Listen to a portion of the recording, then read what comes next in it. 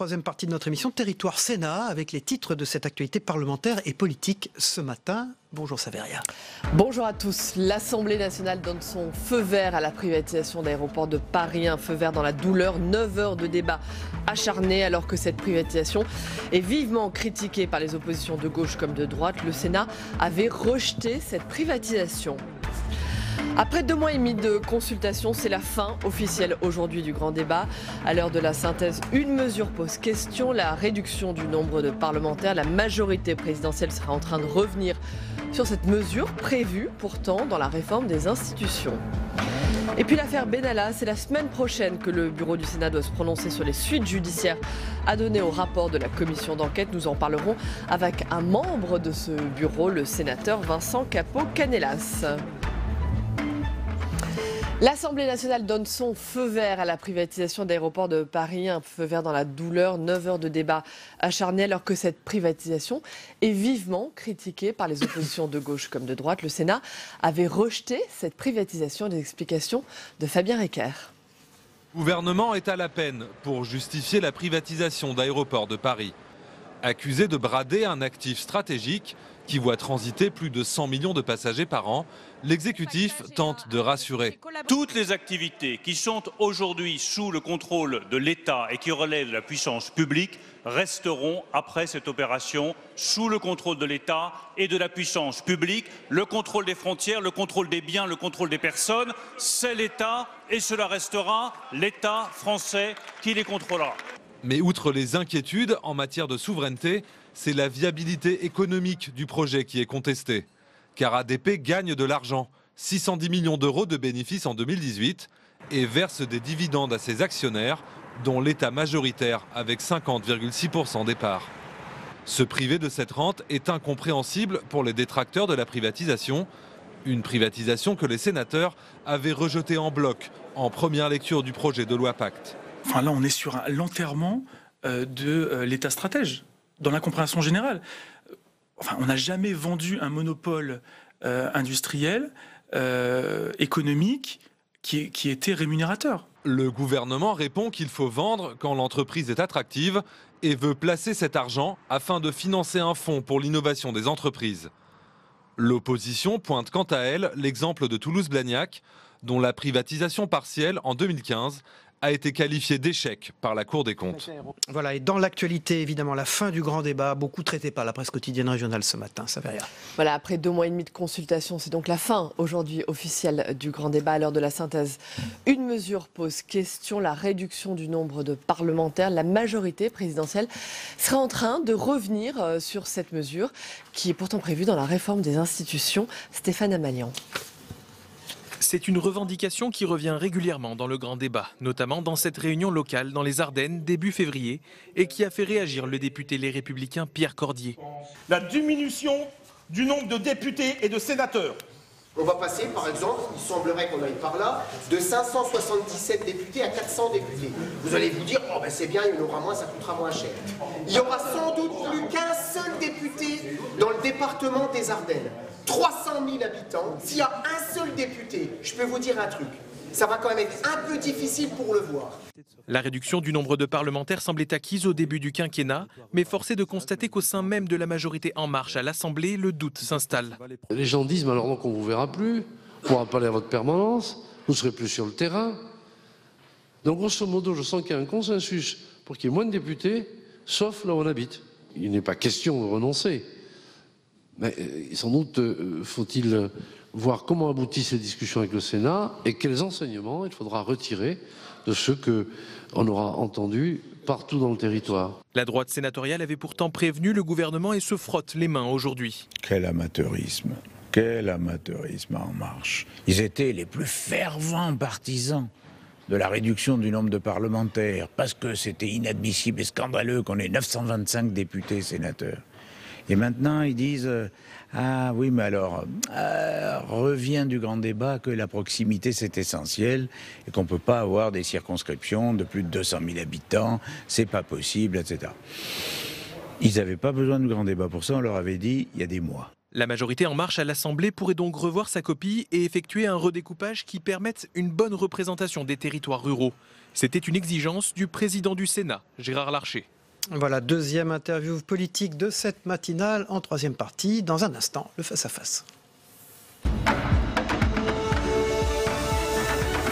Bonjour Vincent Capo-Canellas, merci d'être sur ce plateau ce matin. Vous êtes sénateur centriste de la Seine-Saint-Denis, merci d'être là. Bonjour Vincent Capo-Canellas, les députés ont donc validé, on l'a vu, la privatisation d'Aéroports de Paris. Vous avez longtemps été maire du Bourget, est-ce que cette privatisation est une erreur ? Alors, je pense d'abord que le débat a pris une allure qui est celle de l'hystérie. Alors, on finit par en oublier les fondamentaux. C'est une grande et belle entreprise et c'est une réussite française. La question pour demain, c'est comment lui permettre un nouveau développement. Et on peut avoir une entreprise privatisée et bien régulée, avec des tarifs qui sont contenus et des services qui s'améliorent, tout comme on peut avoir une entreprise qui reste dans le giron public et qui continue à s'améliorer. Je pense que le vrai sujet, c'est d'abord ça. Et donc le débat politique, le débat théologique sur pour ou contre privatiser est devenu quelque chose finalement d'assez artificiel. Parce que finalement, tout le monde en profite pour taper sur le gouvernement. Moi, je voudrais qu'on s'intéresse au vrai sujet aéroportuaire. On peut avoir une privatisation bien encadrée et le Sénat a à la fois refusé la privatisation, mais surtout voté des amendements qui permettent d'instaurer un vrai régulateur indépendant. C'est pas la version qui a été votée hier par l'Assemblée. L'Assemblée a repris les amendements du Sénat concernant la régulation. Le président Larcher y tient beaucoup et l'a rappelé hier encore sur les ondes. Voilà, le Sénat a proposé que on donne des contraintes à cette privatisation et c'est le message que je retiens, qui est le message, je crois, le plus fort. Permettre à cette entreprise, qui est une fierté de la France a dans le domaine aéronautique un savoir-faire particulier, dans le domaine aéroportuaire en particulier.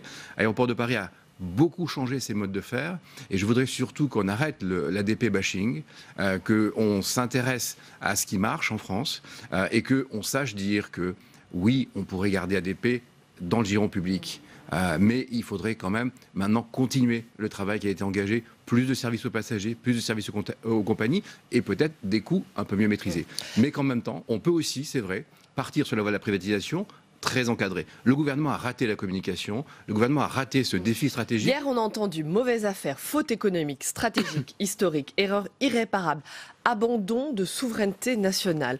Donc c'est donc ce qu'on a entendu dans toute la classe politique, à gauche comme à droite. C'est de la caricature pour vous ? C'est de la caricature politicienne, il n'y a pas d'abandon de souveraineté, les frontières restent gérées par l'État, toutes les missions régaliennes d'attribution des créneaux, par exemple, restent du domaine de l'État, et il y a des aéroports publics qui marchent bien, il y en a qui marchent moins bien, il y a des aéroports privés qui marchent très bien et qui s'inscrivent dans une stratégie nationale. Pourtant, il y a des très mauvais exemples dans les privatisations du passé, que ce soit les autoroutes, que ce soit d'autres aéroports comme Toulouse-Blagnac. Qu'est-ce qu'on répond à ça ? Toulouse est le mauvais exemple de privatisation, ça a été fait sous M. Montebourg, c'est lui qui avait fait voter cette loi-là, et c'est une privatisation qui a été mal gérée. Ensuite, dans la loi Macron, nous avons voté ici au Sénat, d'ailleurs, la privatisation de la société de gestion de Nice et de Lyon. Et là, on n'en entend pas parler, ça marche bien. C'est en cela que je veux dire que le débat théologique et politicien, c'est une chose, la réalité aéroportuaire en est une autre. On peut avoir des aéroports privés bien régulés et qui remplissent des missions qui sont utiles au public. C'est ça qui compte, me semble-t-il. Donc vous êtes plutôt sur la ligne en fait de Bruno Le Maire, du ministre de l'économie, qui dit ce choix, cette privatisation, c'est la meilleure façon de garantir le développement d'ADP. J'ai dit qu'il y avait deux façons possibles. La laisser dans le giron public, mais qu'à partir du moment où le gouvernement fait le choix d'aller sur une optique de privatisation, pour des raisons essentiellement financières pour l'État, parce que ça rapporte 10 millions à court terme, et ça c'est une donnée dans la situation des finances publiques, on ne peut pas passer par pertes et profits, mais dans ce cas-là, je dis régulons, et Bruno Le Maire a beaucoup évolué au Sénat, on ne l'a pas vu parce qu'on a surtout retenu le vote négatif du Sénat. Bruno Le Maire a accepté au Sénat ce que nous proposions, c'est-à-dire un encadrement de sa privatisation, c'est ça surtout que je retiens. Donc cette voie-là, elle peut marcher aussi. On a bien compris votre position sur ce sujet. J'aimerais maintenant qu'on parle du grand débat. Fin officielle aujourd'hui de ces 2 mois et demi de consultation. Quel bilan tirez-vous ? Écoutez, il y a un succès. Le gouvernement a réappris à parler aux Français. Et ça permet un peu de décrisper les choses. On a une société qui est bloquée aujourd'hui, où tout s'entrechoque et où on a le sentiment que le débat est très délié et que finalement on ne voit plus les grands axes. Bon. Alors, maintenant que le grand débat a eu lieu et se termine, il y a encore une cycle de conférences, il va falloir savoir en terminer quand même, parce qu'un pays se gouverne et à un moment donné, il faut quand même que les pouvoirs publics arrêtent de nous dire on attend la fin du grand débat pour trancher tel et tel sujet. Comment on en termine ? Voilà, donc maintenant, écoutez, je crois qu'il y a un premier sujet qui est le pouvoir d'achat. et notamment pour les retraités. Donc, sujet il faut fiscalité, des annonces, des mesures il y a un sujet fortes. fiscalité, pouvoir d'achat, et ça doit appeler des annonces. En n'oubliant pas quand même que la vraie façon de donner du pouvoir d'achat et de la compétitivité au pays, c'est quand même de baisser la dépense publique et de réformer l'État. Et il y a un deuxième sujet qui est la participation des Français. Il y a une attente, il y a les réseaux sociaux, chacun veut maintenant pouvoir donner son avis. Il y a un sujet en partie institutionnel et participation. Et puis, il y a un troisième sujet pour nous, qui est celui des territoires notamment, qu'il faut prendre en compte avec la transition écologique. Et sur lequel le Sénat prendra bien sûr sa part. J'aimerais maintenant, Vincent Capo-Canelas, qu'on évoque l'affaire Benalla. Le bureau du Sénat doit se prononcer la semaine prochaine, jeudi prochain, sur les préconisations du rapport de la commission d'enquête sur l'affaire Benalla. Vous faites partie de ce bureau, votre voix compte beaucoup. Est-ce que vous allez vous prononcer pour que la justice soit saisie pour parjure ? D'abord, le bureau du Sénat n'est pas une instance qui va soit revisiter le rapport, soit prémâcher le travail de la justice. Le bureau n'a pas de compétences liées. Le président de la commission des lois du Sénat n'a pas souhaité lui-même saisir le parquet. Il a transmis le sujet au bureau du Sénat, qui a toute sa capacité d'apprécier. Il faudra regarder en droit. Le bureau ? Il faudra regarder en droit. La situation de M. Benalla écrase me paraît claire. Il y a parjure. Ensuite, pour ce qui est de M. Colère, du directeur de cabinet Patrick Stroda et du général commandant le GSPR, là il y a un vrai débat, il y a un débat juridique. Y a-t-il ou pas parjure ? Je pense qu'il y a plus qu'un doute là-dessus.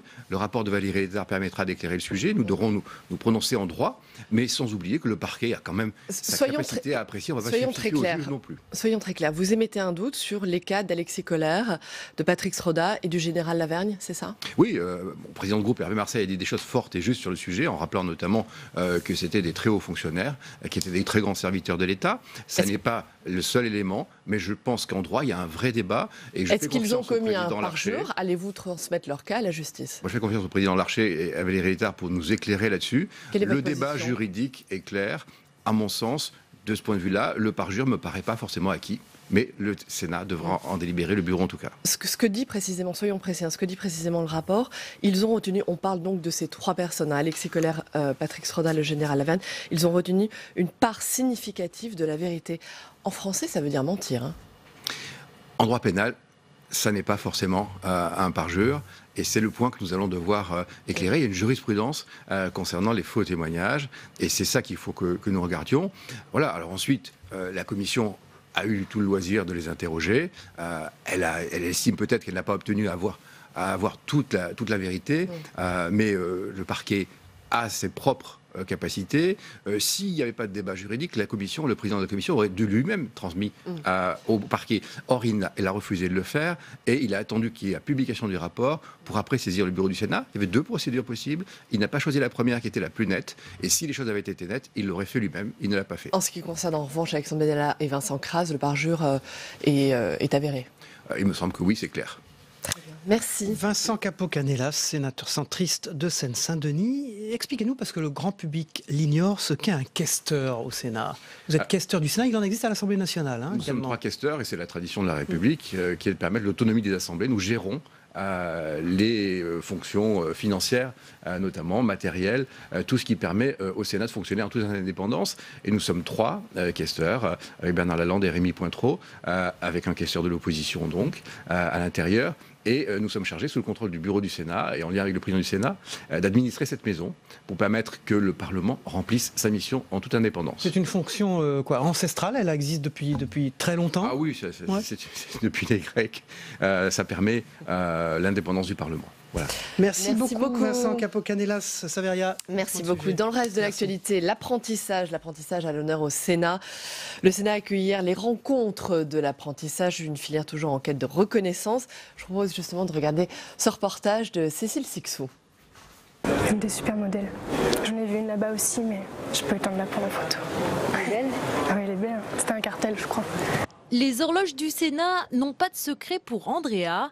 À 17 ans, cette jeune apprentie en horlogerie est déjà fine connaisseuse. Il y a 2 ans, elle décide de quitter le collège et choisit la voie de l'apprentissage par vocation. Ma mère travaillait en bijouterie et j'ai toujours vu dans ces magasins les ventes de montres. Ça m'a toujours attirée. On avait toujours le côté un peu minutieux, bricolage. Donc on m'a un peu montré comment ça se faisait. Il y avait des reportages à la télé. Tout de suite, ça m'a intéressée et puis j'ai essayé de me renseigner et on m'a dirigée vers le CFA en apprentissage. Pourtant, lorsqu'elle s'engage dans cette voie, beaucoup ont tenté de l'en dissuader, car elle avait un bon niveau à l'école. C'est sûr que oui, l'apprentissage, on m'a toujours dit c'est une voie de garage. Dans le temps, c'était pour ceux qui étaient mauvais à l'école, mais quand on a envie de faire, quand on aime son métier, on y va tout de suite. Et je pense que c'est pour ça qu'on fait des stages en 3e, parce que justement, c'est là où j'ai appris le métier. Enfin, en quelque sorte, on m'a montré, on m'a rassuré, et j'ai vraiment eu envie de le faire. Au Sénat ce matin, elle est venue présenter sa formation et son métier. En général, on travaille avec nos loupes. Moi, je la mets sur mes lunettes. Une manière pour elle de valoriser cette filière qui n'attire pas assez. Quand même je suis horloger, oui. Et vous êtes combien en horlogerie? On est une vingtaine, et dans ma classe, cette année, on est 12. 12 de toute la France. Mais aujourd'hui, qu'est-ce qui compte? C'est de faire réussir la formation par alternance. Faire que demain, il y ait plus de jeunes qui se saisissent de ces voies de formation dont notre économie a besoin, dont nos entreprises ont besoin. Le Sénat engagé pour l'apprentissage, Gérard Larcher veut faire passer le nombre d'apprentis à la Haute Assemblée de 20 à 30. Voilà, nous allons passer maintenant à l'agenda, ce qui se passe au Sénat Saveria. Il s'en passe des choses. Absolument. La semaine prochaine, il faudra suivre des temps forts. La semaine prochaine, mardi 14h30, en séance, le projet de loi d'orientation des mobilités. On en a parlé. Le Sénat a profondément modifié la version, le texte présenté par le gouvernement. 600 amendements, donc examen en séance à partir de mardi 14h30. Mercredi, une audition importante le matin à 9h30. Audition de Jacques Toubon, le défenseur des droits, par la Commission des affaires sociales, auditionné sur le rapport sur l'accès aux services publics, un accès dégradé selon ce rapport. Et puis enfin, on vient d'en parler jeudi matin, le bureau du Sénat sur les suites à donner au rapport de la commission d'enquête sur l'affaire Benalla. Nous venons donc d'en parler avec le sénateur Vincent Capo-Canellas. Merci Saveria, on passe à l'agenda. Après cet agenda, on passe à l'œil 2, c'est celui de Quentin Calmé, il arrive dans une seconde.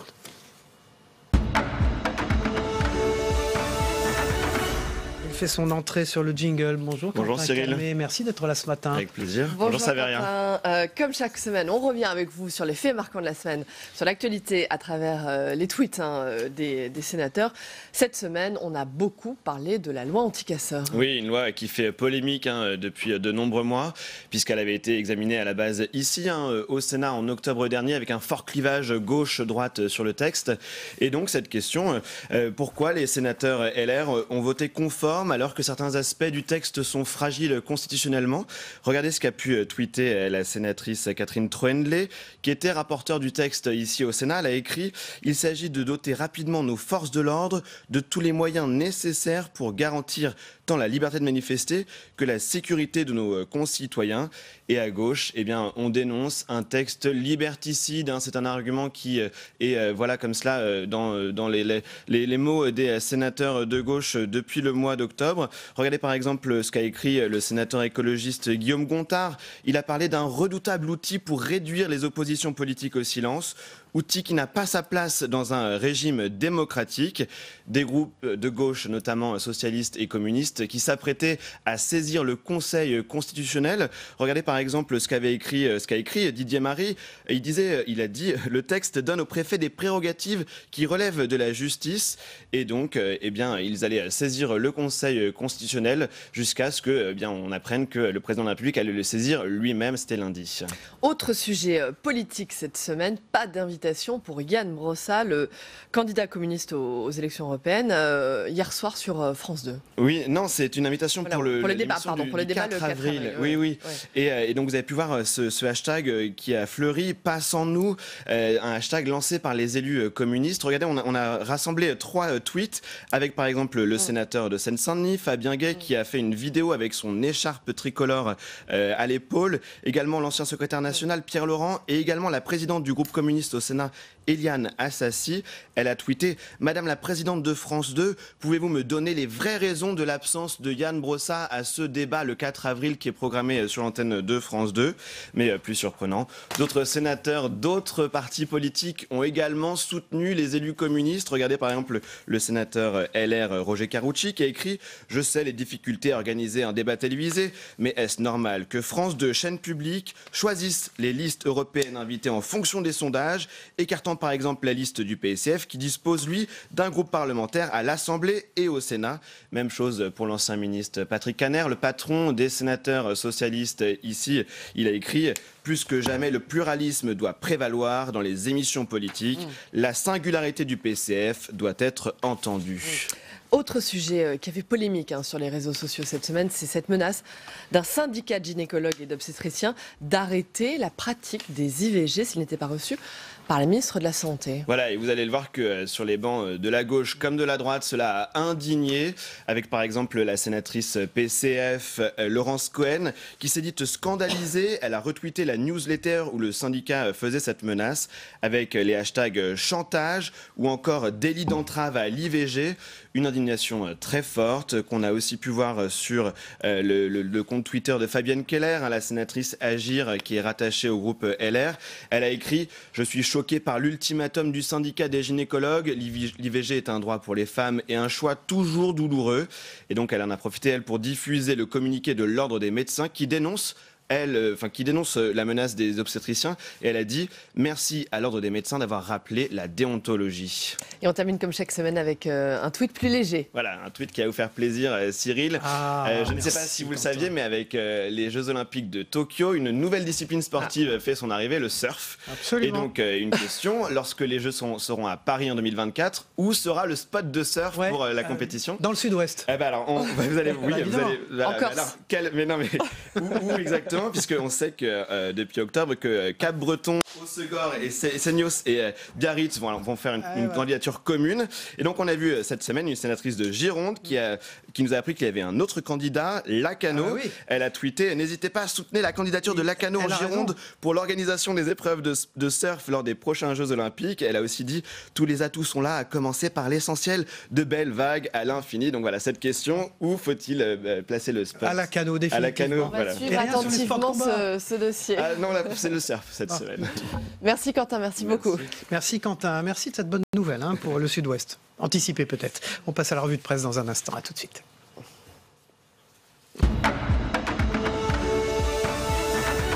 Voilà, on démarre avec la une de la Voix du Nord, les jeunes qui se mobilisent pour le climat un peu partout dans le monde. En 2050, vous serez morts, pas nous. La jeunesse du monde entier est appelée à défiler dans la rue ce vendredi pour réclamer des actions fortes pour le climat.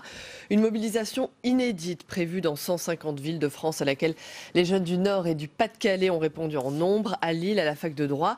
Certains ont pris les devants hier. Des ateliers avaient lieu dans le hall pour encourager au rassemblement et adopter déjà quelques bons réflexes. Le même jour, Jean-Michel Blanquer, le ministre de l'Éducation nationale, a prévu des débats sur l'environnement dans tous les lycées, estimant qu'il n'y a mieux à faire que de sécher les cours. Un geste désespéré pour tenter d'étouffer les contestations selon les jeunes grévistes. Et puis demain, notez qu'aura lieu la marche du siècle pour le climat. Des milliers de personnes prévoient de manifester dans la plupart des villes de France. Voilà. À la une des dernières nouvelles d'Alsace, eh bien, c'est le grand débat en acte 2, évidemment. Près de 255 réunions organisées en Alsace à l'occasion du grand débat national qui s'achève donc aujourd'hui. Des échanges constructifs, une conférence régionale citoyenne présentera les 22 et 23 mars prochains des propositions concrètes au gouvernement. La fiscalité reste, avec le pouvoir d'achat, le thème majeur des revendications. Que retiendra l'exécutif? Autant de questions auxquelles doit bien sûr répondre le gouvernement. Et dans Sud-Ouest, y a-t-il trop d'élus locaux? C'est une question posée en une avec un point d'interrogation. Communes, intercommunalité, département, région, État, la France est le pays d'Europe où se superposent le plus de couches administratives. Ça représente 500 000 élus. Est-ce que c'est trop? Sud-Ouest pose la question. La France, c'est le pays qui compte le plus de collectivités et donc d'élus locaux. Un héritage historique auquel il est difficile de s'attaquer, d'autant que la grande majorité des maires et de leurs adjoints exercent leur mandat sans recevoir d'indemnité. Et puis une belle initiative dans Sud-Ouest, celle de Jean-Claude Marché, c'est un ancien rédacteur en chef du Meilleur. Retrouver les images des des fêtes d'antan dans les villages. Vous voyez d'ailleurs une belle image en noir et blanc. Puisez dans vos souvenirs de famille, sortez les photos noir et blanc et envoyez-les à Sud-Ouest et à Jean-Claude Marché. Là, il s'agit de Blaye et du Blayais, de ces villages qui s'y trouvent. Et évidemment, on retrouve des images de nos grands-parents, même arrière-grands-parents. Une magnifique initiative dans Sud-Ouest, dirigée par Jean-Pierre Dorian, la rédaction en tout cas. Et on termine avec Paris-Normandie. Voilà, et la guerre du camembert. Voilà, le changement du cahier des charges de l'AOP Camembert de Normandie qui entrera en vigueur en 2021 est au cœur d'une polémique en cause l'autorisation d'utiliser du lait pasteurisé dans la fabrication du fameux fromage. Le lait normand, quant à lui, pourra ne représenter que 30% de la quantité totale utilisée. En d'autres termes, en permettant à un machin plâtreux sans goût d'arborer le label. Au même titre que les véritables camemberts, notre fleuron ne sera pas plus intéressant qu'un camembert générique, stérilisé, fabriqué au Canada, au Japon ou aux États-Unis. C'est ce qu'explique Richard Ramos, député de la région, pour alerter les députés sur la situation. Il leur a distribué hier aux députés, à chaque député, un camembert dans leur casier, soit 577 camemberts à l'Assemblée nationale. C'est votre fromage préféré ? Parmi les préférés. Merci Saveria, bon week-end à vous. On vous retrouve lundi bien sûr pour la 3e partie de notre émission. Merci à vous. Dans un instant, on va regarder la météo des territoires, le temps qu'il fait en France aujourd'hui bien sûr, mais également dans les départements français des Outre-mer. C'est une particularité de cette émission. Puis ensuite, on regarde ensemble le Zap Matin de Christophe Combarieux, qui s'est également passé chez nos confrères dans les autres matinales d'infos. Et puis on se retrouve après. À tout de suite. Très bonne journée. La météo des territoires vous est présentée par la filière CRC, engagée pour le bon, dans l'assiette et dans les champs.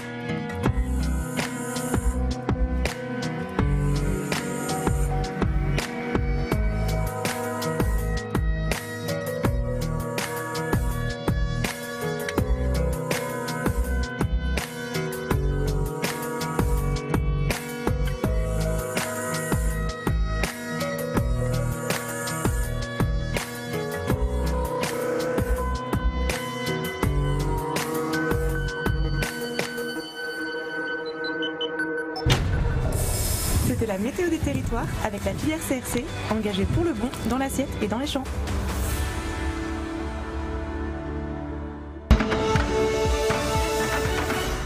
Localisé à 300 km de La Rochelle, les deux nappes d'hydrocarbures se déplacent à une vitesse de 35 km par jour vers les côtes françaises. Tous les coûts seront à la charge de l'armateur et de ses assureurs. C'est la règle, nous y veillons. L'armateur est mis en demeure de conduire un certain nombre d'actions. Il l'a d'ailleurs fait dans certains domaines. Il faut une réglementation qui empêche cet alignement vers le bas du prix du transport maritime parce qu'il se fait toujours au dépens de la sécurité. La seconde chose, c'est que l'espace maritime, l'océan, doit être considéré comme un bien commun de l'humanité. Quand il s'agit de sécurité, les normes sont trop faibles. Les normes sont trop faibles parce que les organisations qui définissent ces normes sont trustées par tous les pavillons de complaisance qui n'ont évidemment aucun intérêt à ce qu'on renforce la sécurité. Les uns et les autres, on a tenté de faire de ces années des années utiles et pour finir, ça a été des années inutiles ou futiles. Bon. Maintenant, on est dans une situation, dans un moment de complexité absolue parce qu'on a tout sur la table, sauf une chose, le temps. On n'a plus le temps. 4 associations attaquent l'État en justice pour ne pas avoir respecté ses engagements dans la lutte contre le réchauffement climatique. Malgré notre intelligence qui n'a jamais été mise en défaut, on va être comme des crétins et on sera là et on subira les conséquences. Et les conséquences, elles seront comme d'habitude beaucoup plus brutales, beaucoup plus violentes pour les personnes les plus vulnérables. Je m'étonne que Nicolas Hulot signe cette assignation.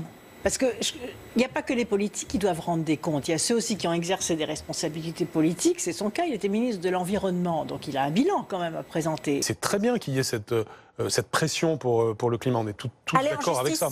Mais aller en justice, non, ça je ne pense pas que ce soit une très bonne idée.